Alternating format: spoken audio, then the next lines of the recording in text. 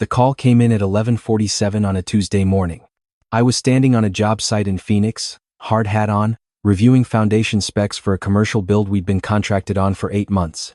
My brother's name lit up the screen and I almost didn't answer. Almost. "We voted this morning," he said. "No hello? No preamble. You're out. Effective immediately. Don't bother coming into the office. Security will have your personal items boxed by 5. I stood there with the Arizona sun pressing down on my neck, the sound of machinery grinding somewhere behind me, and I said nothing for a long moment. "You still there?" he asked. I could hear the smirk in it. The satisfaction he'd been saving up, rehearsing, waiting to deliver. "I'm here," I said. "Good. Then you heard me clearly. Reed Construction belongs to the family now. The real family. Clean up your desk. We'll have the legal paperwork sent to wherever you're living these days." He hung up before I could respond. "Hi. My name is Ethan Cole. I'm 31 years old. 14 months ago, my father passed away from pancreatic cancer after a 7-month fight that stripped him down to bones and silence. He built Reed Construction from a single truck and a borrowed toolbox in 1987. By the time I joined the company at 24, it had grown into a regional contractor with 48 full-time employees and close to $12 million in annual revenue. My father gave me every unglamorous job. First cleanup, logistics, vendor negotiations, permit filings. He wanted me to understand the foundation before I ever touched the frame. I did, and I loved every inch of it. My brother, Marcus, is 3 years older than me. He moved to Dallas at 22 to pursue what he called real money in commercial real estate investment. He came to the Phoenix office twice a year, usually around the holidays, usually to remind everyone within earshot that he had a corner office overlooking downtown Dallas. He never filed a permit, he never walked a job site in the rain. He never sat with a subcontractor at a diner table at 6 a.m., going over material costs with a highlighter. But he had a last name. And when my father died, that apparently counted for more than 14 years of work. What Marcus didn't know, what he couldn't have known, was that before my father passed, he handed me something in a manila envelope. He was sitting up in his hospital bed, thinner than I'd ever seen him, but his eyes were steady. He said, "I know your brother. I know what he'll do the moment I'm gone. So I made sure you'd be standing when he's finished." He pressed that envelope into my hands and told me not to open it until someone tried to take what I'd built. I didn't open it for 14 months. I flew back to Phoenix that afternoon, went directly to a storage unit in Scottsdale that my father had rented under a separate LLC none of us knew about, and I opened the envelope. Inside were 48 pages of documents. And 48 hours. Let me back up. When my father incorporated Reed Construction, he structured ownership through a tiered trust arrangement that his attorney had spent 2 years building. Marcus and I were listed as beneficiaries. Yes. But buried in the secondary trust language was a clause that his attorney had drafted specifically for situations of what the document called constructive removal. Meaning, if either beneficiary used their ownership stake to remove an NCHES, active operational officer, without cause and without a supermajority consent from the board's independent members, a dormant equity provision would be triggered. That provision transferred 42% of the company's voting shares to a third-party trustee for an independent review period. The trustee was a man named Gerald Holt, a family attorney who had worked with my father for 22 years. Gerald was not Marcus's attorney. Marcus had never met Gerald. And the trigger window for that provision? 48 hours from the moment of documented removal. My father had the exit from my office building time-stamped by security. He thought of everything. I called Gerald from the parking lot of that storage unit. He answered on the second ring like he'd been waiting. "I saw the filing come through about an hour ago," he said. "Clock's running." I said, "Tell me what I need to do." He said, "You already did it. You opened the envelope." Marcus spent that first evening celebrating. I know because a mutual friend sent me a photo of my brother at a restaurant in Scottsdale with 3 men I recognized from the board, champagne glasses raised, laughing with the particular loudness of people who believe a fight is already over. He had already sent a company-wide email introducing himself as the new chief executive. He had already called our largest client, Meridian Properties, to introduce himself and assure them of a smooth transition. He'd moved fast, methodically, like he'd been planning this for months.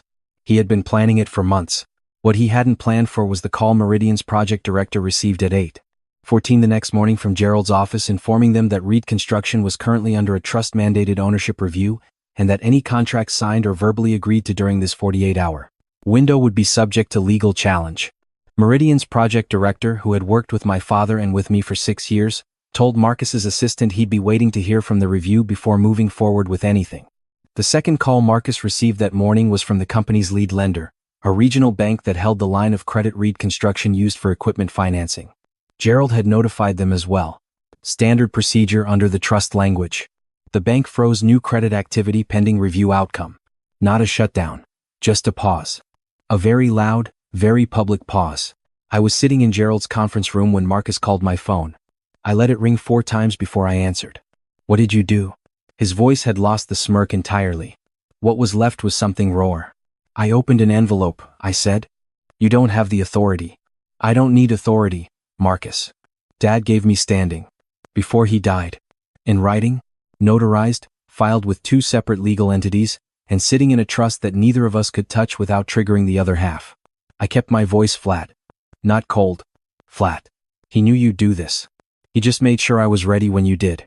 Silence. "You're bluffing," he said finally. I said, "Gerald Holt sends his regards." He hung up. By noon, Marcus had called in his own attorney from Dallas. By 2 o'clock, that attorney had reviewed the trust documents and placed a call to Gerald that lasted 11 minutes. I wasn't in the room for that call. Gerald came out afterward, loosened his tie slightly, and said, "His attorney is good, but the documents are airtight. Your father was thorough." "He always was," I said. The review period was 72 hours. During that time, Gerald's office conducted a formal audit of the board vote Marcus had orchestrated. What emerged was something I hadn't expected but probably should have. 2 of the 3 board members who voted to remove me had been brought onto the board by Marcus himself over the preceding 18 months. In a quiet campaign, my father's illness had made it easy to execute without scrutiny.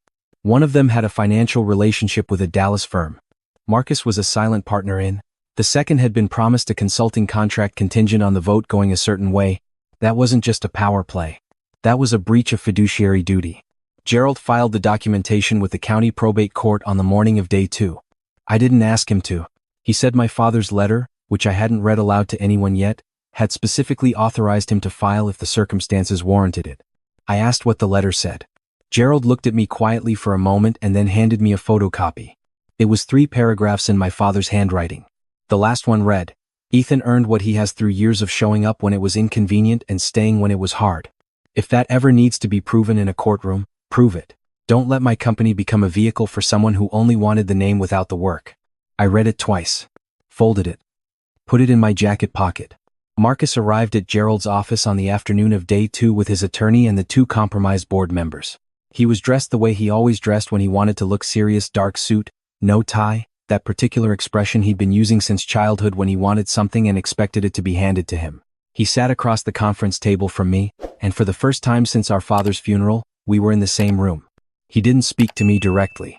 He spoke to Gerald. He said the vote was valid. He said the trust clause was being misapplied. He said he was willing to negotiate a settlement that would allow me to retain a non-voting financial interest in the company. I let Gerald handle the legal back and forth. I just watched my brother's hands on the table. He kept straightening his cufflinks. Small, repetitive movements. I'd watched him do the same thing when we were teenagers and he was losing an argument with our father. After 40 minutes, his attorney asked for a recess. During the recess, Marcus walked to the window and stood with his back to the room. After a moment, he said quietly, without turning around, "I deserved a piece of this company too." I said, "You did? You still do? A piece? Dad left you 28%. That's not nothing. It's not controlling interest." "No," I said. "It's not. Because you weren't here. Not when the foundation cracked on the Tempe project at 2 in the morning. Not when we lost the Glendale contract, and I had to sit down with 11 employees and tell them we were restructuring. Not when Dad called me from his hospital room at midnight because he couldn't sleep and needed to talk through the succession plan." I paused. "I'm not saying you owed him those years. I'm saying I gave them. And he recorded that. Literally." Marcus turned around. Something had shifted in his face. Not regret, exactly, but something adjacent to it. The expression of a man who has been rehearsing a version of events for a long time and has just encountered the actual version. His attorney cleared his throat. The recess was over. The probate court ruled on the morning of day 3. The board vote was invalidated on grounds of undisclosed conflicts of interest. The 2 compromised board members were removed. Gerald's trustee authority was discharged back to the original ownership structure. I was reinstated as chief operating officer, the title my father had given me 2 years before he died. Marcus filed one additional challenge through his Dallas attorney. It was dismissed within a week. After that, the calls stopped. I won't tell you there was a clean moment of triumph. There wasn't. I drove to the job site in Phoenix the morning after the ruling and stood where I'd been standing when my brother called. Same sun. Same machinery in the background. Same foundation specs in my hand. I looked at the building going up and thought about how many people had touched it, the framers, the electricians, the guys who showed up at 7 in the rain because they'd given their word. That's what a company actually is. Not the name on the letterhead. Not the equity structure. The people who showed up. I walked the site for an hour before I went into the office. Marcus and I have not spoken since the conference room. I don't carry anger about it. That's not performance or pretense, I genuinely don't. What I carry is clarity. He and I grew up in the same house and became completely different people, and for a long time I thought that was a failure of something. Now I think it's just true. Some people learn from watching their father work. Some people only see the result and want it without the path. He retained his 28%. He receives distributions when the company performs. I haven't moved to change that. It's what my father intended, and what my father intended matters to me even now, maybe especially now. What I did change was the board structure. I brought in 3 independent directors with no prior relationships to either of us. I formalized the operational succession documentation that my father had started building in his final year. I started a mentorship program within the company for junior employees who wanted a path into project management, something my father had always talked about doing but never had the time for. In March, we completed the Phoenix commercial build. The client walked the finished floor with me and said it was the best work they'd seen from us. I called each foreman personally that evening to pass that on. My father used to do the same thing. I remembered watching him make those calls when I was a kid, not fully understanding why he bothered, thinking it seemed like extra. Now I understand it's not extra. It's the whole point. One Thursday evening in early spring, I drove out to my father's property in the White Mountains. He'd bought it in his late 40s, a simple A-frame on 6 acres with a creek running along the east boundary. He used to go there alone when he needed to think. I'd been there twice since he passed, and both times felt too soon, like the place wasn't ready for me yet. This time it was ready. I sat on the front porch with a thermos of coffee and watched the light change over the ridge. The creek was running high from snowmelt. The pines were the specific shade of green they only get in early spring, before the heat settles in and deepens everything. I thought about my father sitting in that same chair, looking at the same ridge, carrying whatever it was he carried in his final years, knowing what his older son would likely do, making sure his younger son would be standing when it happened, trying to be fair to both of them inside an unfair situation. That's a specific kind of loneliness. Building a plan against someone you love because you love someone else more. I don't know if my father found peace in it. I hope he did. A few weeks after the ruling, I received a FedEx envelope at the office. The return address was a hotel in Scottsdale. Inside was a single piece of paper, a printout of an email draft, never sent, with a short message. It read, "I watched Dad pour everything into that company for 30 years and I convinced myself I deserved a shortcut to what he built. I don't expect you to call. I just needed you to know I understand now what I actually did." No signature. But I knew his handwriting from 31 years of birthday cards and post-it notes and arguments scrawled on notebook paper growing up. I set it on my desk and looked at it for a while. Then I filed it. Not in the trash. In a folder in my bottom drawer, the one I keep for things that matter but that I don't need to look at often. It lives there next to the photocopy of my father's letter. I don't know what Marcus will do next. That's not mine to track. What I know is that REIT construction is running the way it was built to run, carefully, with attention to the ground beneath it, with people who show up because they believe in what they're building. My father's name is still on the letterhead and always will be. Some legacies get fought over in conference rooms and courtrooms. Some get built quietly over decades in the early mornings, on job sites, in conversations with a sick man in a hospital bed who trusted you with what mattered most to him. The second kind doesn't make headlines, but it lasts. And the thing about something built on a real foundation is that it doesn't need to be loud about it. The structure speaks for itself, and keeps speaking long after the people who fought over it have gone quiet.